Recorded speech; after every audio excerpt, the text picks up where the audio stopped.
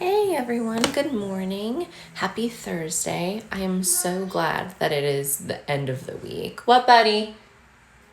What are you doing? I'm talking to my friends. Do you want to come? No? Okay. Hey! I knew that the second I started talking, Flynn would want to come in here, so maybe he'll join. He was very preoccupied with Doc McStuffins on TV, but I knew the second he heard me talk, he'd probably want to join. But today I wanted to talk a little bit about food, and that makes him a little bit uncomfortable, so I didn't want him to start off joining us, just because it's something that gives him a lot of anxiety. So I'll start talking a little bit about our journey with food, but if I tell the whole story, I will be talking all day and no one wants to hear that. So, our journey with food started when he was about 9 months old. With preemies, you kind of go based on their adjusted age. So because Flynn was 3 months early, we waited until he was 9 months old and 6 months adjusted to start doing solids. So the first food that we tried was avocado, and the experience we had was more of an atypical reaction to food.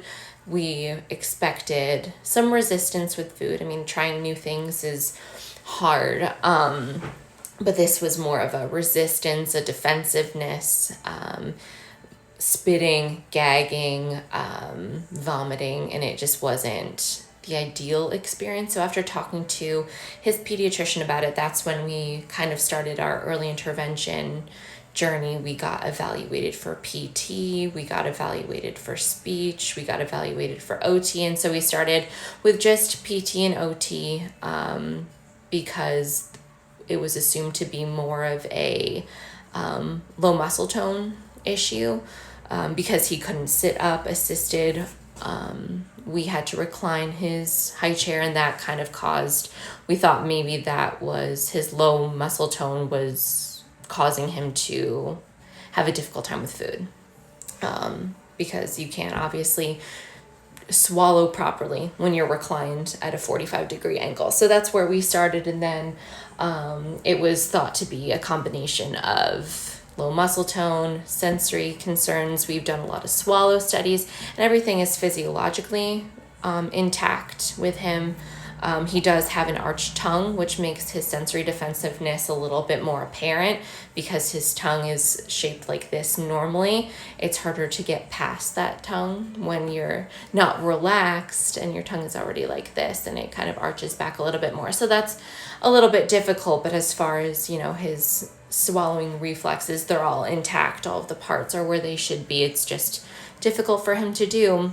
And over time, we've had different therapists working with him and different experiences that we've had, some of them not so positive, that have made him a little bit more anxious about food. So food's been something that has evolved and has become more of a multi-layered anxiety with him. So it's, a little bit of sensory processing disorder, a little bit of anxiety, a little bit of this, a little bit of that. So that's kind of what brings us where we are today. And so when people say that he's just a picky eater, it's a little bit more than that. He is picky. He basically has a diet of just pasta and some other assorted foods. He's at more of a manipulated solid level. And a little bit of that is low tone. A lot of it is sensory processing. So that's the short version, if you would even call it that, of kind of what's brought us here. We did have a couple of questions that we got, so I'll touch on those, and I thought maybe I would do a little bit more of a food series because there seems to be a little bit of there seems to be a lot of interest with the subject of food. I know that this is an issue that not a lot of people talk about because food is just something that we're born knowing how to do, but that's not true. And when you're part of that group and you know that there's more involved, then it's it's something that you want to talk about. And when someone starts to talk about it, I know that I've listened to a lot of podcasts about food and all that it entails, and it's very interesting, and I've gotten a lot of ideas through other people talking, so I want to talk about it as much as people are interested in it. So one of the questions that I got was, how do you approach trying new foods? Any tips for picky eaters? And after thinking about this, we've tried a lot of things. And as far as trying new foods and tips for picky eaters, there are a few that immediately pop to mind. One of which was food chaining. So one of the things that we learned a little bit later in this game of food was food chaining and the idea of creating a food web. So basically you take a food that is a comfort food or a food that is familiar, and you put it right in the middle of that web.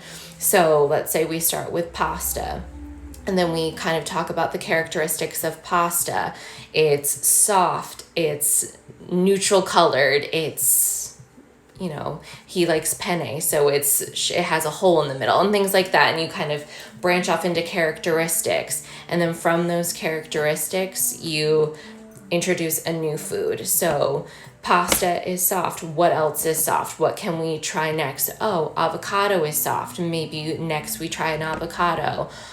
Crackers are neutral colored. Maybe from there we try crackers, and you kind of go based on the characteristics of that food and introduce a new food. And that's how you start that discussion. And we always have a lot of discussions about foods.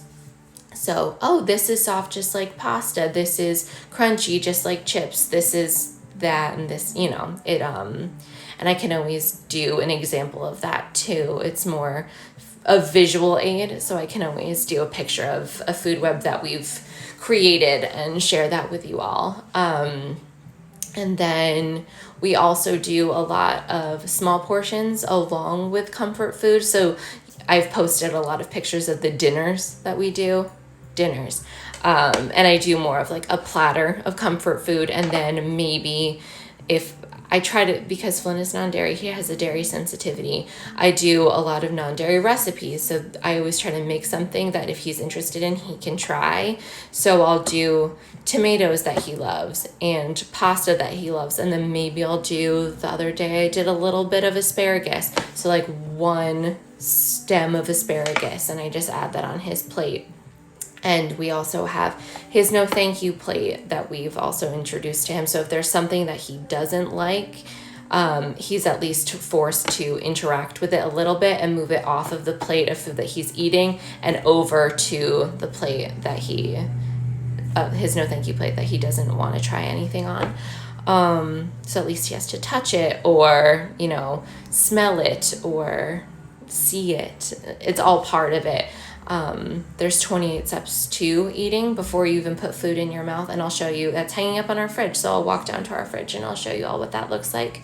And then the other thing that we try is also, we just follow a lot of Flynn's lead, and if he's having a bad day and he's not compliant, hi mom, and he's stressed that day, that's not a good day to introduce a new food. If he's had a good day and he's, you know, hungry, because a lot of the time he doesn't even express that he's hungry, if he's showing a little bit of receptiveness, that's a good day to introduce something new, or that's a good day to talk about it or read a book about it, or you know, kind of follow his lead based on that. And we also encourage a lot of food play. Yeah, buddy. Okay. A lot of food play. So in the past, you know, you don't encourage playing with food, but we encourage food play away from the table, right? You like playing with your food? Yeah. And you like doing sensory bins with food? Yes. Yeah. So that's something broccoli. We like playing with broccoli. We've done dinosaurs and broccoli. What else? What other foods do we play with? I don't know. You don't know. We've done rice bins. We've done rainbow pasta. Yay. Onion says hi. Hi. Yaya says hi. Yeah. Hello. They typed hi. Take time. So that's been something that's been successful with us. We try to take that away from the table so that it's not associated with eating, and I'll put it in one of his sensory bins or a play plate, or we put it in his play kitchen so that it's a separate entity, but that it's still food, and at one point you can put that in your mouth. And but right now we're just doing this with it, so it's something that's a little bit different. And we have a laminated sheet that we use for mixing, because Flynn doesn't love mixing foods. But if we make it a game and we put peanut butter and fluff on the mixing plate and we use a spoon and we mix it. I like fluff. You like fluff. It's a little bit more fun. Fluff is the color white. Fluff is the color white. Okay. And then the other question that we had was, do we do food therapy? For how long, if so, and if not, what's helped instead? So we do a lot of things on our own, but I give a lot of credit to our OT who's been with us since Flynn was younger than one. Lizzie's been with us a long time, right? Before you could even sit up, she was there the first time you sat up. So she's done a lot of work with us on the sensory side. And then we've gone through a couple speech therapists, right? Up. We've gone through a couple of speech therapists that have worked with us. It was because that part's been such a struggle for us. We've gone through a couple of people to kind of find someone that's vibed with us and focuses on food the way that we want to focus on it, create a more positive environment. A mermaid. Create a more positive environment, and one that's exploratory instead of forcing food and forcing eating, and kind of following his lead a little bit. So we do food therapy through occupational therapy and through speech therapy. We don't do a dedicated food therapist. I know some areas have that, but ours does not. And we also see a nutritionist as well to make sure that he's getting all of the nutrients that he needs, and she's prescribed him supplements and all of that. And we also work very closely with his pediatrician, who kind of monitors his weight and makes sure he's gaining weight and all that stuff. So let's go show everyone your food book. We can show everyone your social story, because that's also a good strategy that we've used. And we'll walk down to the kitchen and I'll show you what the steps to eating look like. So let's walk. Okay. Let's walk. Let's walk. Okay, so we'll go in here. I had your food book in here. So I'm grabbing your food book. I don't like it. It has superheroes in it. So we basically, let's go downstairs. We took two things that one that is a positive, which is superheroes, and one that is a not so positive, which is food. And we put them together to create something that was hopefully interesting and would help him, be like, food is okay. So we designed this social story, called him just like a superhero, and through it, I just pulled some images, and we go through some foods we like. Sometimes we're afraid to try other things, and I just went through, and we went through the different types of food: crunchy, soft, sour, sweet. I did some familiar foods like crackers and some not so familiar foods at the time, which were oranges. Now he enjoys oranges. And we bring in all the superheroes and what foods do the superheroes like. And Captain America likes food that are circles, and Spider-Man likes food that are soft like webs, like bread, and Iron Man likes foods that are shiny, and Hulk likes foods that are green. And we incorporated all of his superheroes into a story to hopefully encourage him into trying new things. And so he's not always into reading this book, but I do pull it out at times, and we point out the different foods that are in it and which foods we like and which foods we don't, and which foods we could try. And back in the day when we could go to the grocery store, I allowed him to pick some of those foods that were familiar from the book, and at least they were brought into our house, which is nice. And new. And then at least like he was picking them out. He was holding them while he was in the car and so on and so forth. And the last thing that I'll show you today, because I've been talking for quite some time, I told you I would, are the steps to eating. So this is something I keep right on our fridge to remind us that, hey, food is hard. It's not easy, especially to someone who has anxiety about it. So the first step on here is being in the same room as food. There are some foods that make him so uncomfortable, he won't even be in the same room as them. He doesn't want to look at pictures of them. He doesn't want to have them in the house. You know, that's kind of unavoidable. Sometimes we have things in our fridge that he doesn't want to try. And that's fine. But that's to show you how severe it is. And a lot of kids are like that with a lot of food. And then it goes all the way up. You go to interacts with, and these are the steps of interaction. Smells, and these are the steps to smelling food. Touching, and then tasting. And the last food being choose and smells independently. The first step of tasting is even that you lick the food.